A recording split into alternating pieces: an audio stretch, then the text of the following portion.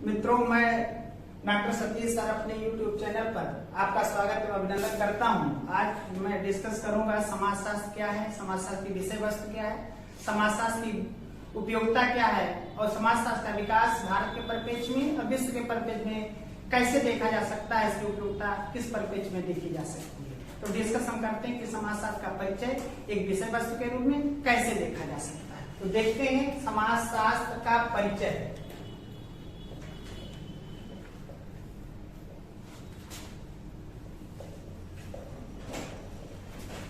का एक परिचय। इस श्रेणी में हम देखते हैं कि समाज शास्त्र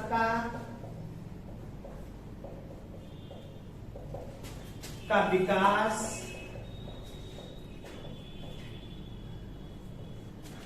कैसे हुआ, इसके लिए कौन कौन से कारक उत्तरदायी थे। दूसरा पॉइंट है कि समाजशास्त्र का विकास कहां पर हुआ। तीसरा पॉइंट है समाज शास्त्र का उद्देश्य क्या है। चौथा पॉइंट है कि भारत में समाज शास्त्र का विकास कैसे हुआ। यदि हम इन बिंदुओं पर डिस्कस करते हैं तो हम पाते हैं कि समाज शास्त्र का विकास कैसे हुआ, इसके लिए कौन कौन से कारक उत्तरदायी हैं। यदि हम देखें तो समाज शास्त्र के विकास के लिए कुछ ऐसी परिस्थितियां थी जिसके उदय के लिए दो महत्वपूर्ण कारक माने जाते हैं। पहला है फ्रांसीसी क्रांति और दूसरा है औद्योगिक क्रांति। फ्रांसीसी क्रांति बेसिकली फ्रांस से उदय हुई, औद्योगिक क्रांति बेसिकली ब्रिटेन से मानी जाती है।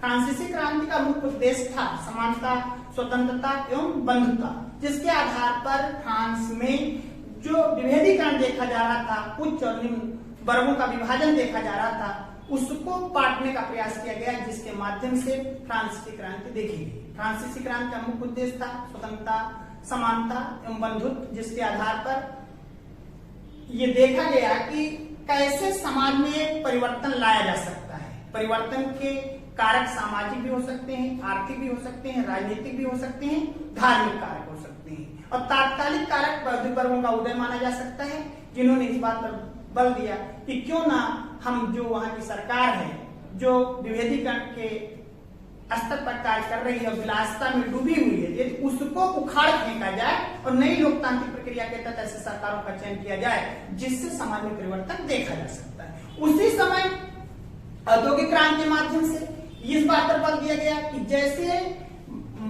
पदार्थों का उत्पादन अधिक से अधिक हो रहा था, तो उस उत्पादन का विक्रय एक स्थान से दूसरे स्थान पर देखा जा रहा था, जिसके माध्यम से आवागमन सुनिश्चित किया गया। लोग एक दूसरे के दृष्टिकोण को जानने लगे और एक लोगों के दृष्टिकोण में जानने लगे, संपत्ति का अधिग्रहण होना शुरू हुआ, जिससे कहीं ना कहीं समाज में एक ऐसे वर्गों का उदय हुआ जो मध्य वर्ग के रूप में देखा गया। मध्य वर्ग कहीं ना कहीं विकासात्मक कार्यों में महत्वपूर्ण भूमिका का निर्वहन करता है। उस समय तात्कालिक कार्य के रूप में यह देखा गया कि जब लुई 14वां, लुई 15वां, लुई 16वां का जो शासनकाल चल रहा था, उस समय ये देखा गया कि जो वहां के फ्रांस के शासक थे वो अपने को भगवान का प्रतिनिधि मानते थे, वहां की जनता उनको भगवान मानती थी। लेकिन बौद्धिक वर्गों ने इस बात पर बल दिया कि इनके कहे गए वचन कोई महत्वपूर्ण नहीं माने जाते हैं, क्योंकि यदि व्यक्ति किसी भी ऐसी मूल्यों का विरोध करता है जो समाज के अनुरूप नहीं होता है, वो परिवर्तन के लिए उत्तरदायी माना जाता है। उसी समय ये माना जाता है कि अगस्त क्रांति का जन्म हुआ। अगस्त क्रांति का जन्म फ्रांस में हुआ था।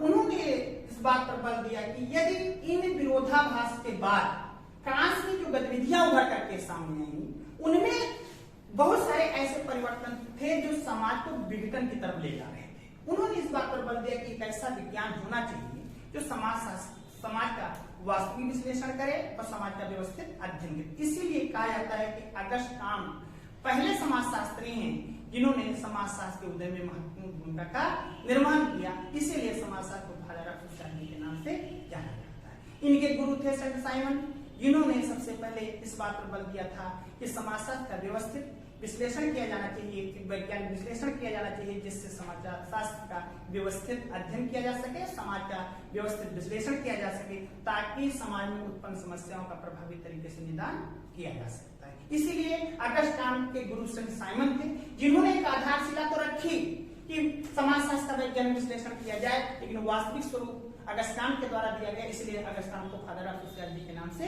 जाना जाता है। अगस्ट काम्ट समाजशास्त्र का जो शब्द है, सबसे पहले 1835 में सोशल फिजिक्स के नाम से रखा, सबसे पहले सोशल फिजिक्स के नाम से रखा, लेकिन जब उस पे विरोध होना शुरू हुआ तो इन्होंने 1838 में इसका नाम समाजशास्त्र रखा, तभी से इनको फादर ऑफ सोशियोलॉजी के नाम से जाना जाता है। यदि हम समाजशास्त्र का वास्तविक विश्लेषण करें तो हम कह सकते हैं कि समाजशास्त्र की उत्पत्ति मात्र 150 वर्षों पुरानी है, लेकिन इसका अतीत लंबा है। यदि हम देखें तो कहते हैं कि समाजशास्त्र मात्र 150 वर्ष पुराना है, लेकिन अतीत लंबा है। ये स्टेटमेंट रॉबर्ट वेलस्टेड ने अपनी पुस्तक द सोशल ऑर्डर में दिया था, जिसमें उन्होंने इस बात पर बल दिया कि समाजशास्त्र तो जो विज्ञान के व्यवस्थित क्रम में देखा जाए तो मात्र 150 वर्ष पुराना है, लेकिन यदि इसके बैक पृष्ठ पे जाए, पिछले पृष्ठभूमि पे जाए, तो जब से समाज एक समूह में रहना शुरू किया होगा तब से समाज का व्यवस्थित विश्लेषण किया जा रहा था, लेकिन व्यवस्थित विश्लेषण मात्र 150 वर्ष पुराना है। ये रॉबर्ट वेलस्टेड ने अपनी पुस्तक द सोशल ऑर्डर में समझाने का प्रयास किया, जिसके माध्यम से देखा गया कि धीरे धीरे समाज एक क्रम के आधार पर अपना व्यवस्थित विश्लेषण करना शुरू किया गया। उसमें कई विचारकों हैं, जैसे अगस्ट काम्ट हैं, आपके दुर्खिम हैं, मैक्स वेबर हैं, क्या बोलते हैं, हर्बर्ट स्पेंसर हैं। इन्होंने इस बात पर बल दिया कि समाजशास्त्र का यदि व्यवस्थित विश्लेषण किया जाए तो कोई भी समाजशास्त्र वैज्ञानिकता की श्रेणी को प्राप्त कर सकता है। लेकिन विभिन्न विचारकों के द्वारा इस बात पर बल दिया गया कि समाजशास्त्र न तो विज्ञान हो सकता है, न वैज्ञानिक श्रेणी को प्राप्त कर सकता है। क्यों? क्योंकि समाजशास्त्र मानवीय मूल्यों का विश्लेषण करता है, मानवीय व्यवहारों का विश्लेषण करता है, और मानवीय व्यवहार, मानवीय मूल्य कहीं ना कहीं समाज के वैज्ञानिकता के ऊपर प्रश्न चिन्ह लगाते हैं। इसलिए समाजशास्त्र विज्ञान की पद्धति का प्रयोग करता है तो समाजशास्त्र को विज्ञान की श्रेणी में रखा जा सकता है। यदि वैज्ञानिक पद्धति का प्रयोग नहीं करता तो समाजशास्त्र मानव विज्ञान है, जिसमें मानवीय मूल्यों का, विचारधाराओं का अध्ययन किया जाता है। इस तरह से समाजशास्त्र समाज का अध्ययन करता है, समाज के सामाजिक संबंधों का अध्ययन करता है, समाज के सामाजिक समूहों का अध्ययन करता है, समुदाय का अध्ययन करता है। इस तरह समाजशास्त्र का जो विषय वस्तु है व्यापक है, इसलिए किसी भी विषय वस्तु आसानी से निर्धारित नहीं की जा सकती। यह एक व्यवहारिक दृष्टिकोण है, जिससे समाजशास्त्र का विश्लेषण आसानी से किया जाता है। इस तरह से समाजशास्त्र का विकास देखा जाता है फ्रांस में, लेकिन व्यवस्थित विश्लेषण कहाँ हुआ? अमेरिका में। इसीलिए कहा जाता है कि समाजशास्त्र का जो वैज्ञानिक विकास है वो अमेरिका को माना जाता है, न कि फ्रांस को, क्योंकि सबसे पहले शिकागो विश्वविद्यालय के द्वारा समाजशास्त्र को विषय वस्तु के रूप में पढ़ाना शुरू किया गया था। इसलिए समाजशास्त्र का जो व्यवस्थित अध्ययन की बात आती है तो अमेरिका को माना जाता है, न कि फ्रांस। इसलिए समाजशास्त्र को कहा जाता है व्यवस्थित करने में शिकागो समुदाय का महत्वपूर्ण भूमिका देखी जा सकती है। इसलिए समाजशास्त्र एक ऐसा विषय वस्तु है जो धीरे धीरे समाज का विश्लेषण करता है, उसके आधार पर समाज में उत्पन्न समस्याओं का निराकरण करता है। आधार विज्ञान समाजशास्त्र पर निर्भर होते चले जा रहे हैं कि सबकी विषय वस्तु कहीं ना कहीं मानव से संबंधित है, और मानव विषय वस्तु का आधार समाजशास्त्र के रूप में देखा जा सकता है। इसलिए समाजशास्त्र एक उपयोगी विषय है। आज के परिप्रेक्ष्य में हमें देखें तो जितने भी चाहे IAS हो, PCS हो या PGT, GIC, समाजशास्त्र की विषय वस्तु को चयन करने की प्रक्रिया तीव्र गति से बच्चों में बढ़ रही है, और आज जो भी बच्चे हैं वो समाजशास्त्र की तरफ क्या हो रहे हैं? अग्रसर हो रहे हैं। क्यों? क्योंकि समाजशास्त्र पढ़ने में भी आसान लगता है और समझने में भी आसान होता है, और उसके विषय सामग्री आसानी से मिल भी जाती है। इसलिए कहा जाता है कि समाजशास्त्र का विकास फ्रांस में हुआ, लेकिन व्यवस्थित अध्ययन कहाँ पे किया जा सकता है? अमेरिका में। अब बात आती है कि समाजशास्त्र का विकास कहाँ पर हुआ? हमने बताया समाजशास्त्र का विकास फ्रांस में हुआ, लेकिन वैज्ञानिक विश्लेषण कहाँ पे हुआ? अमेरिका में हुआ। और अमेरिका में होने का मेन कारण यह था कि सबसे पहले व्यवस्थित अध्ययन की शुरुआत अमेरिका के शिकागो स्कूल से मानी जाती है, शिकागो विश्वविद्यालय से माना जाता है, और इसलिए शिकागो संप्रदाय को ही समाजशास्त्र के व्यवस्थित विश्लेषण का श्रेय जाता है। अब बात आती है कि समाजशास्त्र का वैज्ञानिक विश्लेषण कैसे किया जा सकता है। इस पर महत्वपूर्ण विश्लेषण इमानुएल दुर्खिम के द्वारा किया गया। दुर्खिम ने कहा कि जब तक समाजशास्त्र का तुलनात्मक अध्ययन नहीं किया जाएगा, जब तक समाजशास्त्र का तुलनात्मक अध्ययन नहीं किया जाएगा, तब तक समाजशास्त्र को विषय वस्तु के रूप में स्थापित नहीं किया जा सकता। अब वैज्ञानिकता की श्रेणी में रखा नहीं जा सकता। इसीलिए कहा जाता है कि समाजशास्त्र के वैज्ञानिक दृष्टिकोण रखने का श्रेय अगस्त्याम को जाता है, लेकिन व्यवस्थित विश्लेषण करने का श्रेय दुर्खिम को जाता है, क्योंकि इमानुएल दुर्खिम पहला समाजशास्त्री था जिसने इस बात पर बल दिया था कि समाजशास्त्र का जब तक तुलनात्मक अध्ययन नहीं किया जाएगा, तब तक समाजशास्त्र को वैज्ञानिकता की श्रेणी में रखा नहीं जा सकता। इसलिए समाजशास्त्र को वैज्ञानिकता की श्रेणी में लाने के लिए दुर्खिम का योगदान महत्वपूर्ण माना जाता है। रही बात समाजशास्त्र का उदय भारत में कैसे हुआ, तो समाजशास्त्र का उदय ब्रिटिश सत्ता के दिन मानी जाती है। भारत में समाजशास्त्र के उदय में विशेष योगदान ब्रिटिश सत्ता की मानी जाती है, क्योंकि ब्रिटिश सत्ता को इस बात की जानकारी थी कि जब तक भारत के समाज की संस्कृतियों का व्यवस्थित विश्लेषण नहीं किया जाएगा, तब तक भारतीय समाज पर शासन आसानी से स्थापित नहीं किया जा सकता। इसीलिए उन्होंने सबसे पहले समाज के अध्ययन के लिए एक दृष्टिकोण प्रतिपादन करने का प्रयास किया, और 1914 में बंबई विश्वविद्यालय में अर्थशास्त्र के साथ समाजशास्त्र को पढ़ाने का प्रयास किया गया। यदि हम औपचारिक शुरुआत माने भारत में, तो 1919 से मानी जाती है, और वो भी मुंबई विश्वविद्यालय से।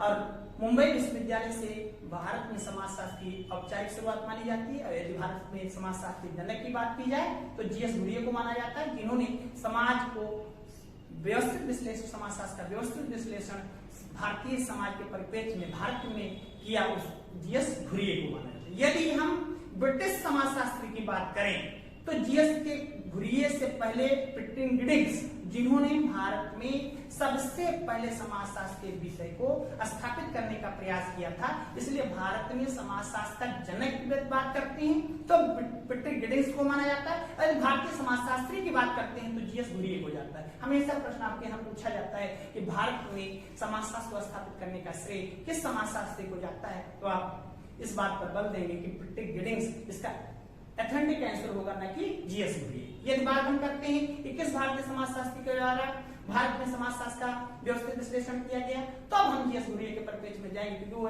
भारतीय वर्ड जो होता है तो जीएस घुरिये के ख्याति में जाएंगे।